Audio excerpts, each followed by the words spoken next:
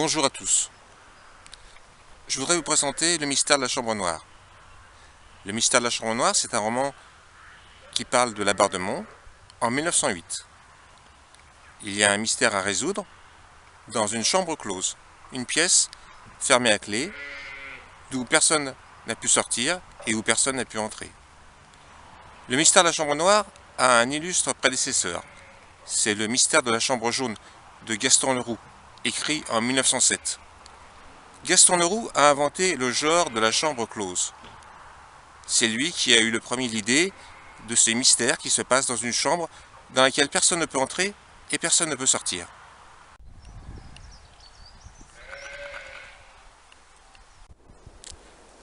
La ressemblance entre les deux romans est liée à la présence d'une chambre close, mais elle s'arrête là. Je raconte une histoire totalement différente de celle de Gaston Leroux. Et ma chambre, la mienne, est noire. Noire parce que c'est la chambre d'hôtel où Antoine Baudry développe ses films. Noire puisque c'est la chambre noire de la caméra, celle-là même où les images de Clément et de Jeanne vont se retrouver mêlées.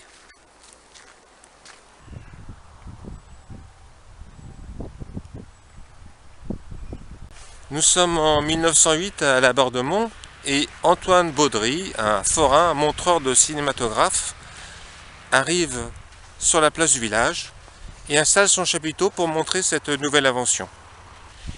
Son chapiteau installé et la première représentation donnée, il décide de faire quelques images sur la plage. Il la trouve très belle. Il invite son fils Clément et l'amie de son fils Jeanne, une habitante de Labarthemont, à courir sur la plage et il virevolte autour d'eux en donnant à sa caméra, qu'il a ôté de son support, un mouvement nouveau et jusqu'alors ignoré. Mais attention à ne pas prendre dans le champ de sa caméra des personnages qui ne souhaitent pas y être.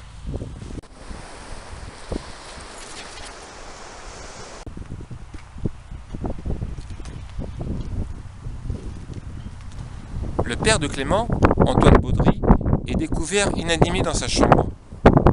Pourtant, la porte est fermée à clé, personne n'est entré, personne n'est sorti. Une véritable enquête policière commence pour Jeanne et Clément.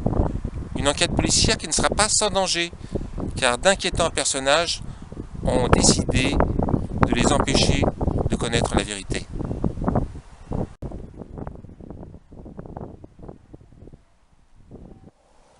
Clément va trouver refuge dans le marais de Labarthemont.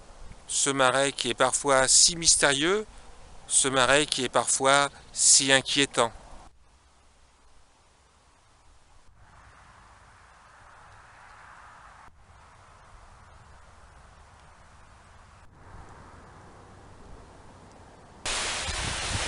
Je commence souvent mes romans pendant les vacances. Ici, à Labarthemont. C'est donc naturellement ici que j'ai situé le cadre du mystère de la chambre noire. Écrire demande du temps. On s'y met après un travail de documentation. Et puis, après, je peaufine le roman toute l'année.